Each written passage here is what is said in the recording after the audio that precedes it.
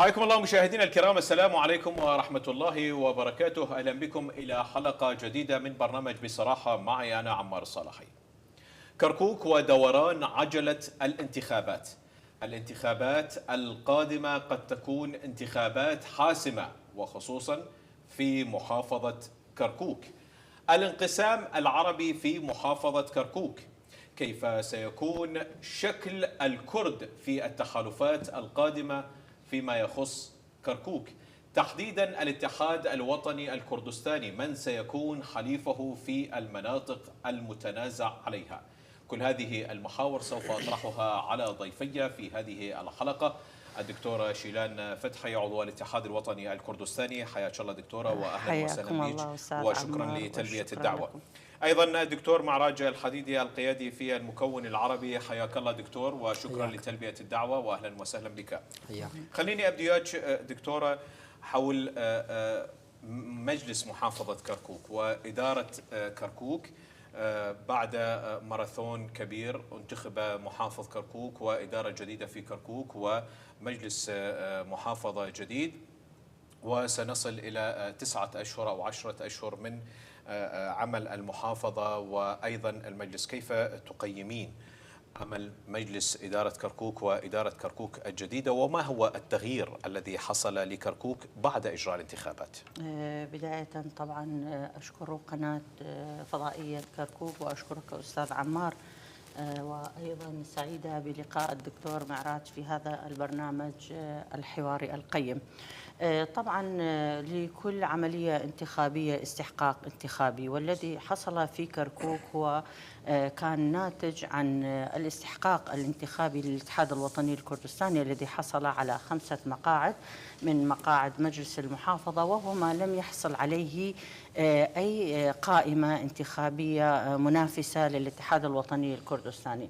فبالتأكيد استلام المحافظ أو حصة محافظ كركوك أن تكون للاتحاد الوطني الكردستاني هذا استحقاق انتخابي، والذي نراه الآن في مجلس المحافظة أنه بغض النظر أن هناك اعتراضات على هذا المجلس وطريقة تكوينه، أنا أرى بأنه يحقق جميع الفقرات الواردة في قانون انتخاب مجالس المحافظات، وخاصة بالنسبة لمحافظة كركوك التي يجب أن يكون مجلس المحافظة فيها تمثل فيها جميع مكونات كركوك. والذي نلحظه الآن أن مجلس المحافظة فيه المكون الكردي، المكون العربي، المكون التركماني والمكون المسيحي الذي هو مقعد الكوتا. الاعتراضات التي طبعا رأيناها والذي ما زلنا يعني نرى بأن هناك معترضين لم يدخلوا إلى خدمة ناخبيهم الذين صوتوا لهم في انتخابات مجلس المحافظة. هذا شيء وارد، يعني في كل عملية انتخابية هناك فائز وهناك خاسر. الذين الآن هم في مجلس المحافظة والذين اختاروا خدمة أبناء محافظة كركوك هم الذين نراهم في مجلس المحافظة، والذين لم يدخلوا أنا أرى بأنه يقع عليهم تبعات أخلاقية وتبعات سياسية. هم طبعا عندما دخلوا إلى العملية الانتخابية وعدوا الناخبين بأنهم سيخدمونهم، سيدافعون عن حقوقهم، والآن هم جلوسهم في المنازل وعدم يعني الإيفاء بهذه الوعود للناخبين. أنا أرى بأنه دكتور عذر المقاطعة أخلاقية وسياسية. سبب المقاطعة الرئيسي لدى الطرف الآخر قد تكون المناصب، يعني ما أخذوا استحقاقهم الانتخابي، أم أن الاتحاد الوطني الكردستاني لم يمد يده للآخرين أو حاول استيعاب الآخرين ولم يفتح باب النقاش والحوار، فبالتالي هم بقوا وحدهم؟ أستاذ عمار، أنت تعرف بأن الاتحاد الوطني الكردستاني ونهج الراحل الرئيس مام جلال هو أن كركوك هو يعني عراق مصغر، وأن كركوك هو مدينة التعايش السلمي. يعني الحزب الوحيد الذي دعا وحمل هذه الراية هو الاتحاد الوطني الكردستاني. وبعد الانتخابات رأينا بأن الاتحاد الوطني الكردستاني طالب جميع الذين حصلوا على مقاعد في مجلس المحافظة أن يأتوا ويجلسوا إلى طاولة الحوار ويتفاهموا حول توزيع المناصب، لكنهم حسب تصوري أنهم كانوا مدفوعين بأجندات خاصة، أجندات حتى أجندات خارجية من خارج العراق، لكي لا يدخلوا في مجلس المحافظة ويقوموا بخدمة أبناء المحافظة كما وعدوا جماهير كركوك. نعم، خلينا نشوف رأي دكتور معراج في هذه الحيثية قبل أن ننتقل للمحور الآخر. حياك الله دكتور معراج. المفروض انتفت الحاجة للمقاطعة، لكن هناك رأي يطرح بأنه المقاطعين ما زالوا مستمرين في مقاطعتهم لكي تكون ورقة كدعاية انتخابية مع قرب الانتخابات المقبلة، فبالتالي يقول لك أنا قاطعت خلي لا أحرق الورقة مالتي وأستخدمها كورقة تفيدني بالانتخابات القادمة النيابية. شنو ردك؟ في البدء تحية لك ولجمهوركم الكريم، كما أحيي دكتورة شيلان حياك الله على هذه الصدفة الجميلة. يعني موضوع المقاطعة وموضوع المعارضة هو يعني مصطلحان مترادفان، المقاطعة السياسية والمعارضة السياسية. احنا كنا نتمنى أن تكون هناك معارضة سياسية، على اعتبار أن المعارضة هو شقين، الحكومة تعمل والمعارضة تقيم، وعلى ضوء ذلك يتم تقويم العمل ما بين الحكومة وما بين الجهة الرقابية اللي هي المعارضة. لكن مفهوم المقاطعة هو كما تعلم النزاع حول مستقبل أو مصير محافظة كركوك في الفترة السابقة منذ أن حصلت الانتخابات، وصولا إلى فندق الرشيد، انتهاء بحسم الموضوع من قبل الجهة القضائية. نحن يعني كمراقبين بالأمر الفصل انتهى بالأمر القضائي، فبالتالي لما حصل هناك أمر قضائي وانتفت الخصومة ما بين الأطراف المتنازعين، كان الأولى والأجدر للسادة أعضاء مجلس المحافظة بكل قومياتهم، سواء كانوا العرب أو الكرد أو التركمان، كان الأجدر بهم أنه الالتحاق، لكن لا يكون الالتحاق بصيغة أنه المشاركة، بصيغة المعارضة، على اعتبار أن واحدة من أهم ركائز العملية الديمقراطية هو المعارضة السياسية، على اعتبارات كما قلت سابقا أن المعارضة السياسية هي عمل تقويمي ناجح، لأنه إذا الكل يشكل حكومة ولا يوجد هناك معارضة، إذن عدنا إلى موضوع المحاصصة السياسية. نعم. كل يأخذ استحقاقه ولا يهتم للخروقات، للفساد، للأمور الأخرى التي تحصل داخل هذه المحافظة. لكن لما أن يكون هناك جهة رقابية معارضة برلمانية تشريعية تراقب عمل الحكومة المحلية بالأداء التنفيذي، فسوف يكون لهذه الحكومة عندما يكون هناك عمل سوف يكون هناك رد فعل متوقع من قبل الجهة. دكتور عذر المقاطعة، حلو كل الكلام اللي قلته حلو. دكتورة شيلان قالت المقاطعين يجوز قسم من عندهم هو يرغب، لكن اكو ضغوطات، اكو تدخلات سبب المقاطعة بعد انتفاء الأمر القضائي وخلص الموضوع من القضاء وقالت لك الحكومة شرعية والكل تريد تمضي، سبب المقاطعة الحقيقي يعني السبب يعني احنا ما نريد ندخل في يعني في التدخلات الخارجية، لكن نعم إلى يوم تشكيل الحكومة المحلية كان هناك على الخط خطان خارجيان واضح. نعم. ولا يخفى على الجميع أنه خطان، الخط الإيراني والخط التركي، كانت الغلبة للخط الأول، فبالتالي سار الأمر. لكن هذا لا يعني أنه هنا هذه الضغوطات انتهت، يجب أن يكون هناك تكييف أو واقع، أن تتعامل مع الحالة كواقع حال وتتكيف مع الحالة باعتبار أنه الأمر انتهى. ويعني لما نتكلم عن الإرادة الخارجية لا يعني أنها هي الإرادة المسيطرة، لا قطعا، لأنه قانون الانتخابات هو عملية تقويمية وعملية تكاملية، من يأتي بالنصف زائد واحد فليذهب وليشكل. فبالتالي لما حصل موضوع النصف زائد واحد في تشكيل حكومة كركوك انتهى الأمر، لكن بقى أن يكون هناك التشكيل خارج محافظة كركوك، فهذا يعطي انطباع سلبي. كما تعلم أن يعني الحكومة تقيم من قبل مؤسساتها، لكن عملية الشرعنة الحكومة وعملية الشرعية تأتي أو تنبع من قلوب المواطنين. فالجهة المعارضة لم تقتنع من تلقاء نفسها بعملية أنه إعطاء الشرعية على اعتبارات كثيرة، لكن الجهة التي ذهبت باتجاه الحكومة ولها جمهورها، وكما أسلفت الدكتورة أن الجهة المشكلة هي ليست جهة خالصة كردية، نعم جهة عربية هناك تدخل تركماني وكذلك الجانب مسيحي. الكردي. النصف زائد واحد، من أتى بالنصف زائد واحد فهو يشكل. يبقى مسار التقييم، يبقى مسار الأداء الحكومي، يبقى مسار الالتزام بتنفيذ ورقة الاتفاق السياسي. ومن هنا أذكر بأن تنفيذ ورقة الاتفاق السياسي يجب على الحكومة بجميع أطرافها أن يلتزموا بناء على الاتفاق السياسي الذي حصل. أما إذا كان هناك مغبات حول هذا الاتفاق فأعتقد سوف تكون نقمة على من يختلف على الآخرين. نعم، ما جاوبتني بس بسرعة الدكتور، هل هي ورقة ممكن يستخدمها المقاطعون للانتخابات القادمة؟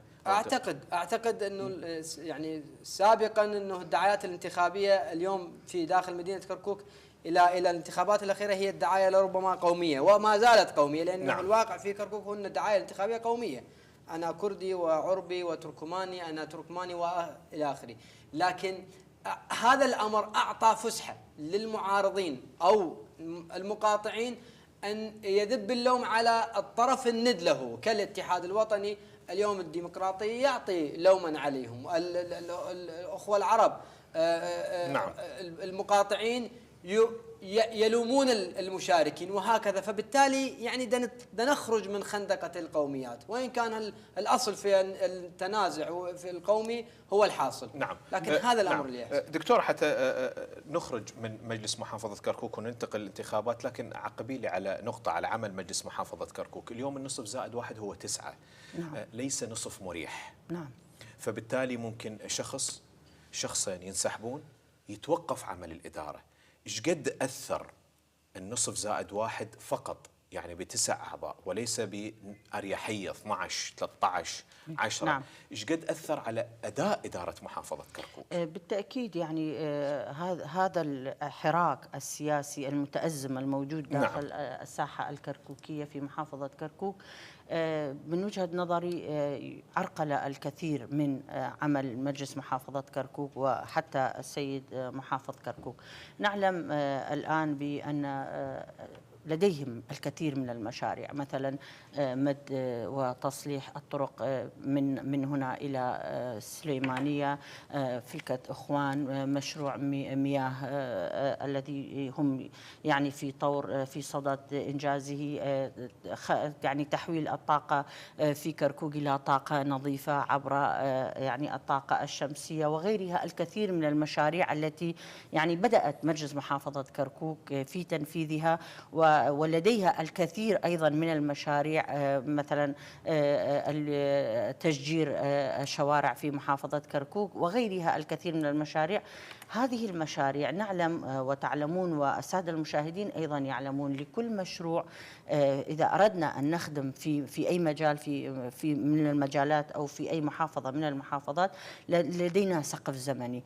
أنا إذا عملت بأريحية سأنفذ العديد من المشاريع وسيكون لدي المجال في تقديم الأحسن، ولكن إذا كنت متضايق في تنفيذ عملي، إذا كنت أعمل في وضع متأزم، إذا لم تصلني الميزانية من بغداد، إذا كنت في كل لحظة أنا أحسب حساب أنه أحد سادة أعضاء مجلس المحافظة سينسحب وسيخلق لي مشكلة، بالتأكيد لن أستطيع أن أقدم شيء لأهالي كركوك، أو سأقدم لكن سيكون تقديمي ناقصا.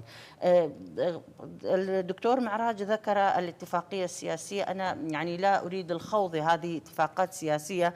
نحن هنا كمحللين سياسيين أو كمراقبين للوضع يعني نحلل هذه الاتفاقات، يعني ليس من شأننا. لكن أنا والدكتور معراج أيضا شاركنا في ورشة تدريبية قبل سنتين، يعني كنا نطمح جميع الأعضاء الذين شاركنا في هذه الورشة بأن نخرج من إطار القومية، نخرج من إطار الطائفية، أن نأتي بقادة إداريين، قادة سياسيين يخدمون أبناء المنطقة، يخدمون أبناء المحافظة ككل على حد سواء دون التحيز. وهذا ما نراه الآن في مجلس محافظة كركوك. يعني هذه السياسة أنا لمستها عندما أرى مشروع ينفذ في منطقة من المناطق الكردية الكردية، المشروع الآخر في منطقة صيادة، المشروع هذا عدم التمايز أو عدم التحيز لجهة معينة في لمنطقة معينة على حساب المنطقة الأخرى، أتصور بأن هذا هو الحكم، وهذا الذي سيجعل الشارع الكركوكي مرة ثانية عندما يأتي ليختار شخصية قيادية إدارية لإدارة المحافظة بالتأكيد سيختار الشخص الذي يخدم الجميع دون تميز. نعم. لذلك هذه الاتفاقات السياسية نتركها للجهات السياسية هم ليتداولوا فيها، لكن أنا كمواطنة أعيش في محافظة كركوك الذي يهمني أن السيد المحافظ عندما أعاني من مشكلة صحية، أعاني من مشكلة الماء، أعاني من مشكلة مثلا في الكهرباء أو أي خدمة من خدمات، أن لا أشعر بتحيز لجهة على حساب جهة نعم. أخرى. خلينا نشوف بس تعقيب على الدكتور عمل مجلس محافظة كركوك، كيف تصف عمل مجلس محافظة كركوك في ضوء النصف زائد واحد ونصف غير مريح؟ نعم. هو يعني حقيقة في النظم الديمقراطية النصف زائد واحد خطير جدا، خصوصا إذا أنه أنت تحتاج ال 51 ما عندك ال 55 ال 60 والى اخره. لماذا؟ لانه الانسحاب، وحاليا لا يحصل في محافظه كركوك، انسحاب عضو من اعضاء مجلس محافظه يشل المجلس كامل، يعطل حركه المحافظه، وهذا اللي دا يحصل. بمعنى اخر انه تهديد اي عضو من اعضاء مجلس محافظه بالانسحاب راح يؤدي الى ثوبره بهذه التشكيله، راح يؤدي الى تعطيل عمل مجلس محافظه. هذا الامر واقع، لانه الديمقراطيه يعني انه النصف زائد واحد يجب ان تكون مريحه، بحيث انسحاب شخص او اثنين لا يؤثر عمل المجلس، وهو هذا اللي كان الطموح. نحن يعني كمكون عربي كنا نطمح ان نكون السته متجهين للتشكيل، لانه 6 يضاف اليه 5 والكوتا سادسنا 12، يعني انه اريحيه في عمل المجلس. لكن حصل الذي حصل وما نرجع انه نعيد اليوم ونذب الهول. لكن خليني بس اعقب على مساله واحده، انه موضوع الاتفاق السياسي. دكتوره العزيزه، احنا كجمهور وكناخبين في دعايتنا الانتخابيه لمجالس محافظات كانت الاتفاق او كان التوجه لجمهورنا وجمهورنا العربي ذهب كبيرهم وشايبهم ونسائهم من اجل استحقاق، وهو البقاء على استحقاق منصب المحافظ. لما اليوم حصل اتفاق سياسي والكل يعلم بأن الاتفاق السياسي الذي حصل بين الاتحاد الوطني وكذلك نوابنا العرب، البعض من نوابنا العرب، كان واحدة من أهم مخرجات الاتفاق السياسي هو التداول السلمي للسلطة. بمعنى أنه أنا اليوم أنتظر 31/12 ما هو رد فعل الاتحاد الوطني بتسليم منصب المحافظ على اعتبارات كثيرة. جمهوري اليوم نوابي جوي قالوا يابا احنا عندنا تداول سلمي للسلطه والاتفاق السياسي يكون تسليم، لذلك انا انتظر تسليم السلطه. ليش؟ حتى ما اكون ناقب عليهم، حتى اثق بالعمل تشكيل الحكومه وفقا للاتفاق السياسي. هاي النقطه اللي ينتظرها المقاطعون احد الاسباب اللي ما يلتحقون بها؟ مو بس المقاطعين، هذه النقطه الذي ينتظرها جمهور المقاطعون للنظر ما اذا كانت في اتفاق سياسي صح أم خطأ، هل هناك مغبات ضمن هذا الاتفاق السياسي. لذلك مهم جدا هو التوقيتات السياسية في هذه الورقة السياسية، لأنه أنا اليوم جمهوري ينتظر تسليم استلام منصب المحافظة، و 31/12 مو بالضرورة يكونوا للعرب، للأخوة التركمان والانتهاء للعرب. لكن أنا اليوم من أجي أستلم منصب المحافظ للانتخابات المجلس المحافظة القادم، قد يكون عندي طاقة، قد يكون عندي همة للخروج للانتخابات.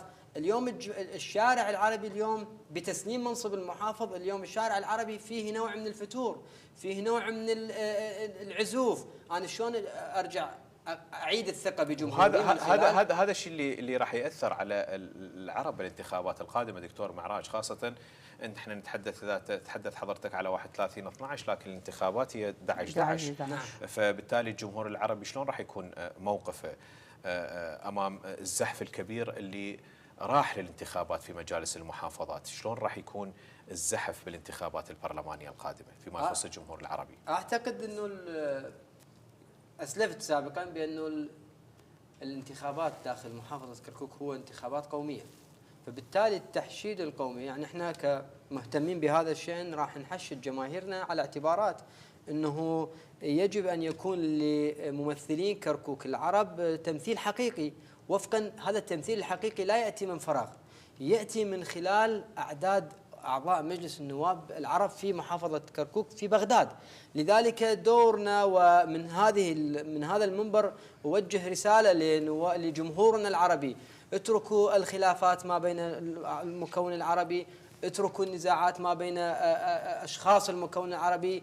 احنا اليوم فعلا امام موقف مصيري، يجب ان نتحد من اجل تمثيل كركوك بعروبيتها، تمثيل المكون العربي، اعطاء التمثيل حقيقة لهذه المدينة. فبالتالي يجب ان نكون يد واحدة من اجل أن نخرج باستحقاقنا الانتخابي، لأنه اليوم الاستحقاق الانتخابي يتعامل بالمقاعد، ما يتعامل نعم، هي لغة أرقام. خلينا نشوف لغة أرقام. نعم، أشوف دكتورة بس شيلان. تعقيبا على كلامه، أنا لم نعم. أقل بأن الاتحاد الوطني الكردستاني يريد أن يتنصل من هذا الاتفاق، يعني أنت فهمت كلامي باتجاه آخر. أنا قلت الآن واقع الحال أن لدينا محافظ كردي هو من حصة الاتحاد الوطني، والاتحاد الوطني عقد اتفاق سياسي مع أعضاء مجلس المحافظة لتشكيل مجلس المحافظة والمضي بالعملية السياسية والخدمية في كركوك. الاتفاق كيف سيكون، كيف سيطبق أو لا، يعني هذا ليس، قلت أنني لست في خضم مناقشة هذا الأمر. الذي يعنيني كأنني كجهة رقابية على عمل المحافظة، كمحللة سياسية أنظر إلى الواقع الإداري السياسي في محافظة كركوك. أرى بأن مجلس المحافظة الآن يمثل جميع المكونات الكردية العربية التركمانية، وهو موجود في قانون مجالس المحافظات، والمجلس الآن لم يقصر ويخدم جميع أبناء محافظة كركوك دون استثناء. وكيف سيؤثر هذا الاتفاق على الانتخابات القادمة؟ بالتأكيد هذا أمر أتصور بأن كما ذكرت انتخابات المجلس النيابي في العراق سيكون سابقة لموعد تنفيذ الاتفاق السياسي بين الاتحاد الوطني الكردستاني وبقية المكونات في مجلس المحافظة. فأتصور أنه لن يكون له تأثير، غير أننا كل مكون من مكونات كركوك بالتأكيد سيقوم بتعبئة جماهيره للتوجه نحو صناديق الاقتراع. نعم، كاتحاد وطني كردستاني، الموقف العربي مثل ما ذكر دكتور معراج وهو قيادي بالمكون العربي أن هناك سوف يحشد، وخاصة أن الانتخابات في كركوك هي انتخابات قومية وليست انتخابات مثلا مذهبية، ومعروفة القوام الكرد والعرب والتركمان والكلد آشورين أو المسيحيين هم الكوتا المسيحيين. نعم واحد. كيف سيكون شكل الاتحاد الوطني الكردستاني، وهل سيستثمر أكيد الاتحاد الوطني الكردستاني منصب محافظ كركوك؟ فبالتالي كيف سيكون حجم وشعبية وقاعدة الاتحاد الوطني الكردستاني؟ أنا أتصور بأن عمل مجلس المحافظة بشكل عام خلال هذه الفترة السابقة هيئ الأرضية المناسبة لإجراء عملية انتخابية نزيهة في محافظة كركوك. نعم. وعمل السيد المحافظ ربوار طه وجهوده، ويعني أنا عن نفسي يعني منذ وعي لم أرى محافظ لأي محافظة من محافظات العراق يضع الليل فوق النهار، وهو يقف على رأس العمل في كل مشروع من المشاريع، ويضحي بأغلب وقته لتنفيذ المشاريع وخدمة أبناء المحافظة دون استثناء. ربما إذا سألتني ككردية، أنا ربما مثل ما ذكر الدكتور معراج بأنني أفضل أن يقوم بخدمة أبناء القومية الكردية وليس القومية العربية أو التركمانية وغيره. لكن هذا نهج الاتحاد الوطني الكردستاني. نهج الاتحاد الوطني الكردستاني أننا نعيش في العراق وفي كركوك بالذات، نحن مكون محافظة مجتمع فسائي، شئنا أم أبينا نعيش مشتركون في الأرض، مشتركون في المصير، مشتركون في المستقبل. ليس لدينا أي حل سوى الجلوس حول طاولة الحوار والتفاهم والوصول إلى صيغ سياسية كاتحاد وطني كردستاني شكل التحالفات القادمة خاصة في المناطق المتنازع عليها وتحديدا في محافظة كركوك. هناك أخبار متداولة دكتورة فيما يخص هناك نزول في قائمة واحدة بين الاتحاد الوطني والحزب الديمقراطي في المناطق المتنازع عليها وتحديدا في محافظة كركوك. صحة هاي المعلومات؟ أنا طبعا على خلاف رأي الدكتور معراج عندما قال أنا أطلب من العرب يعني أن ينزلوا في قائمة واحدة ويتوحدوا في قائمة واحدة. أنا من وجهة نظري أن العملية الانتخابية هو عملية سياسية، الذي يفوز فيها هو الذي يحصل على تأييد أغلب الجماهير، سواء هذا كان عربي أو كردي أو تركماني أو كلدو آشوري. أنا عندما أدخل كقائمة انتخابية ببرنامج انتخابي شامل يخدم الجميع بالتأكيد سأحصل على أغلب الأصوات.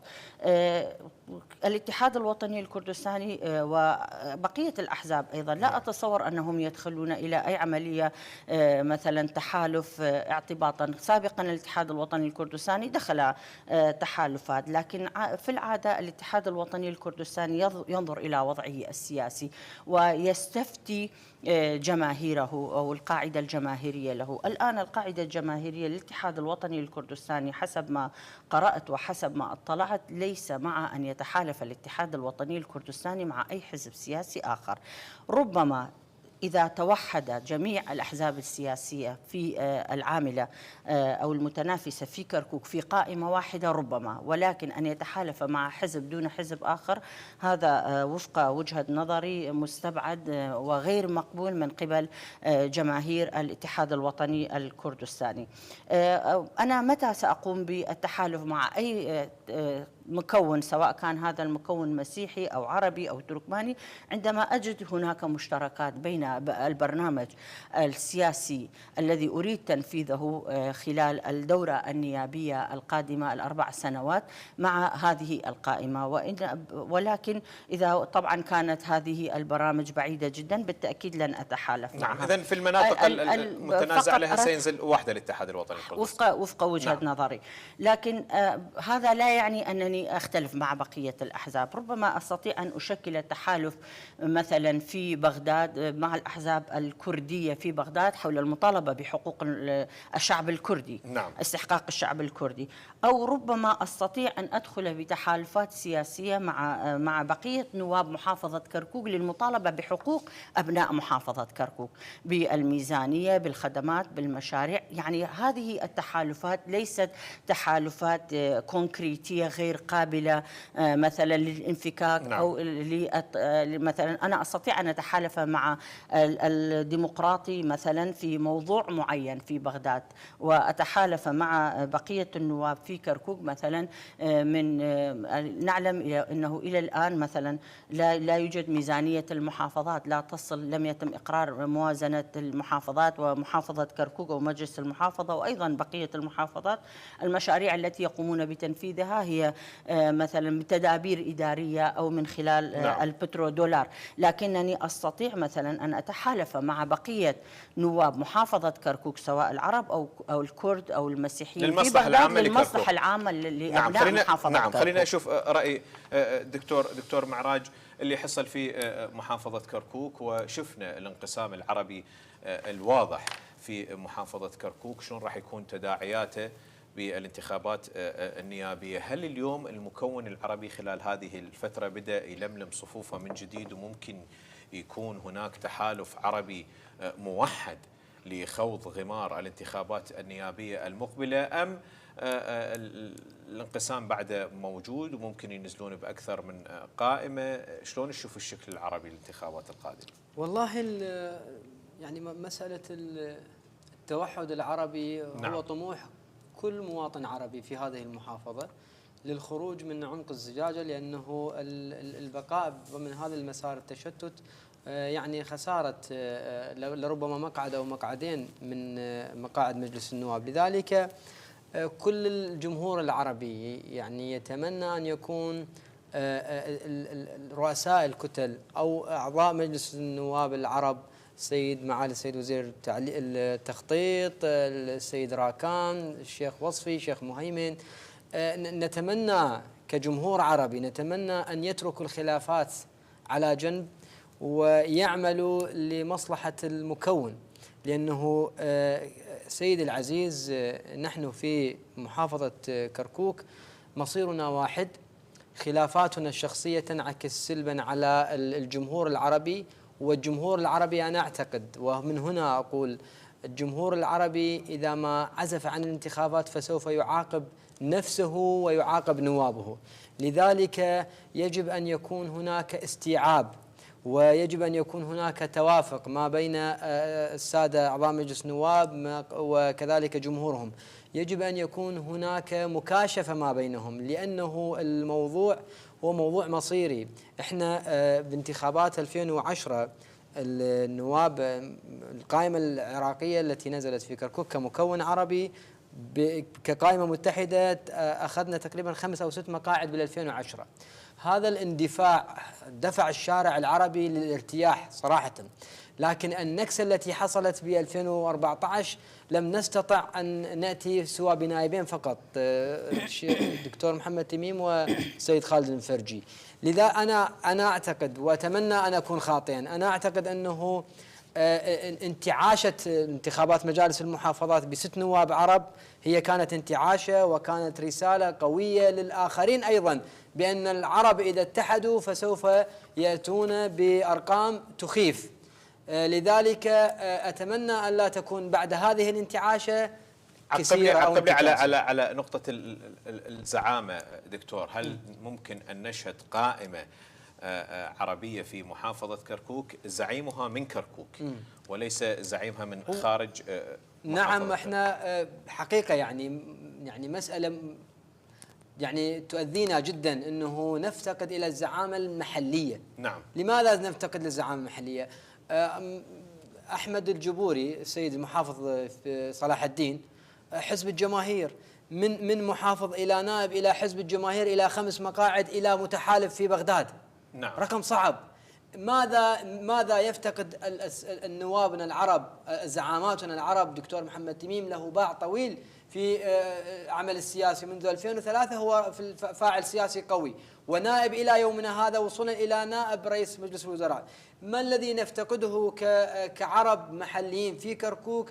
نحتاج إلى توحيد، نحتاج إلى حزب محلي، توحيد الرؤى، يكون هذا الحزب هو الذي يأخذ على عاتقه أبناء المكون كما حصل في تجربة أبو مازن.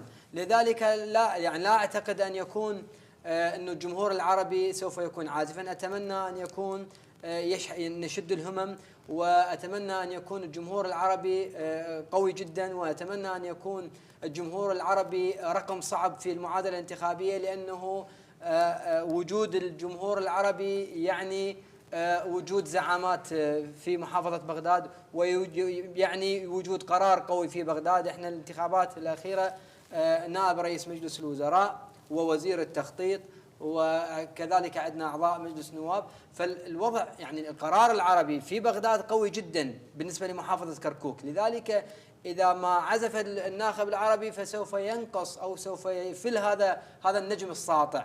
لذلك نحتاج إلى أن تكون الرؤية وأن تكون الجمهور العربي يعي صعوبة الموقف، وأن يكون متأهل للتحديث الانتخابات. بطاقة الناخب أمانة، يجب أن يكون هناك هذه الأمانة، يجب أن تحدث البطاقة، ويجب أن نكون جيشا أمام صناديق الاقتراع من أجل قضية عروبة كركوك. نعم، خلينا نشوف تعقيبك دكتورة حول ما أدلى به، وأيضا إمكانية تعديل قانون الانتخابات، أم تشوفين أنه قانون الانتخابات اللي على ضوء انتخاب مجالس المحافظات هو القانون الأنسب، وهناك حديث حول تعديل القانون؟ نقدر بعد نعدل القانون مفوضية تلحق ما تلحق لو راح نمشي بنفس قانون مجلس المحافظات؟ العراق ومجلس النواب في كل عملية انتخابية قبل الانتخابات يقوم بتقديم مقترحات لتعديل القانون الانتخابي، وطبعا هناك أكثر من مقترح قدم إلى مجلس النواب، ولكن الذي أراه أنه إلى الآن ليس هناك نقاش نقاش جدي حول تعديل هذا القانون. طبعا القانون الانتخابي القديم الذي تم عملية الاقتراع به في عام 2021 كان مثلا مقترح من قبل الأغلب المستقلين والأحزاب الناشئة، وهو كان في ضرر للأحزاب العريقة الموجودة على الساحة السياسية في العراق. الآن أنا أتصور بأنه إذا تم تعديل القانون سيكون في صالح الأحزاب العريقة، فلا أقول الكبيرة والعريقة على حساب الأحزاب الناشئة. خلينا نحكي لكن تعقيبا على نعم. كلام الدكتور معراج عندما يقول عروبة كركوك يعني جميعنا نعلم وأثبتها الرئيس الراحل إمام جلال بوثائق عثمانية منذ العهد العثماني بأنها مدينة كردية كردستانية. نحن نقول هي مدينة كردستانية ولا نقول بأننا نريد أن نضمها إلى إقليم كردستان، نقول بأنها مدينة للمكونات الموجودة التي تعيش الآن في أرض الواقع على الساحة الكركوكية. لذلك أن الدخول في هذا المعترك كركوك مدينة كردية أو مدينة عروبة كركوك، أنا أتكلم على الكل يعلم إحنا كمواطنين في كركوك أنه كركوك للجميع، لكن من أتكلم على عروبة كركوك أنه الحفاظ على الصوت العربي داخل مدينة كركوك. حافظوا على الصوت العربي. أنتم نعم. حصلتم على 6 مقاعد في مجلس محافظة كركوك. نعم. ولكن كنتم كأحزاب متفرقة يعني. نعم. دخلتم ولم تكونوا قائمة واحدة، والكرد حصلوا على 7 مقاعد وضاع منها أكثر من نصف مقعد بسبب الأحزاب الناشئة الحديثة التي دخلت وضيعت أصوات الناخبين أيضا في محافظة كركوك. لكن الوثائق هي التي تثبت هذه المدينة، هل هي مدينة كردية أم عربية أم تركمانية. الآن لو كان لدينا ضيف تركماني أيضا سيقول هي مدينة تركية تابعة للدولة التركية وعلى حسب اتفاق سيفر وولاية الموصل، ويرجعنا ونصف العراق سيتحول إلى دولة تركيا الآن وفق المخيلة. كل واحد يحتفظ بتاريخه دكتورة الموجودة لديه طبعا. لكن كما أيضا ذكر الدكتور معراج الصراع في كركوك هو صراع قومي شئنا أم أبينا. لذلك الشارع كل مكون سياسي أو كل مكون قومي موجود على الساحة السياسية في كركوك بالتأكيد سيقوم بتحشيد جماهيره وتعبئته باتجاه المضي قدما نحو عملية الاقتراع. والذي سيحدد الغالبية السكانية في هذه المدينة هو صناديق الاقتراع. خلينا التدخلات الخارجية والضغوط. الاتحاد الوطني الكردستاني كيف يرى نفسه في الفضاء الوطني، داخل الفضاء الوطني؟ من الأقرب للاتحاد الوطني الكردستاني سواء في المناطق المتنازعة كأحزاب سياسية أو كأحزاب؟ الأقرب للاتحاد الوطني الكردستاني قاعدته الجماهيرية وأبناء الشعب في سواء في المناطق المتنازع عليها أو في إقليم كردستان. نحن كاتحاد وطني كردستاني يعني نرى نفسنا بأننا حزب وطني يخدم جميع مكونات الشعب العراقي وبالأخص يدافع عن القضية واستحقاقات الشعب. خلينا أخذ أخير دقيقتين من الدكتور معراج قبل لا أختم. ممكن اليوم اللاعب الخارجي يضغط على المكون العربي بالتالي يلملم الصفوف، خاصة وإحنا نشهد أيضا انشقاق كبير بين الزعامات العربية سواء من السيد الحلبوسي سواء السيد الخنجر وأيضا أبو مازن مثنى السامرائي، ومع حفظ جميع الألقاب اللي ذكرناها ممكن أن نشهد أن يكون هناك تحالف بضغوط خارجية. يعني مو موضوع مسألة أنه وجود ضغوط خارجية، مسألة أنه التعامل مع القانون. نعم. السيادة والتقدم نزلوا بالانتخابات الأخيرة متفقين داخل مدينة كركوك. أنا كيف يمكن أتعامل فنيا مع القانون؟ نعم. فأنا أعتقد أنه هناك قد تكون هناك رغبة لترك الخلافات من أجل القضية، وقد يكون هناك يعني ممكن يتحالفون بكركوك لكن بغير مكان ما يتحالفون. ممكن جدا يعني انه في كركوك لخصوصية كركوك وللحفاظ على الصوت من الهدر والتشتت.